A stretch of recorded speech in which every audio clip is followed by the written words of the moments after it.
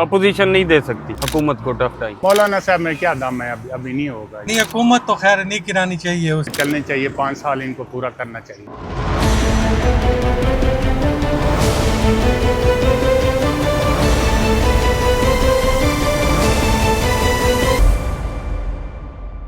हुकूमत को असम्बली में टफ टाइम देने के लिए जमीयत उलमा इस्लाम और पाकिस्तान तहरीक इंसाफ मुश्तरका अपोजिशन इत्तेहाद बना रहे हैं। हम इस्लामाबाद के शहरियों से जानेंगे कि वो अपोजिशन के इस किरदार को कैसे देखते हैं। वो मौलाना भी नहीं मतलब के काबिल एतबार होते तो वो ज़रूर उनके साथ मिल जाना चाहिए था। अपोजिशन नहीं दे सकती हुकूमत को टफ टाइम, मतलब कि अपोजिशन है ही नहीं। अपोजिशन को एक डमी अपोजिशन है बस। मौलाना साहब में क्या दम है, अभी नहीं होगा।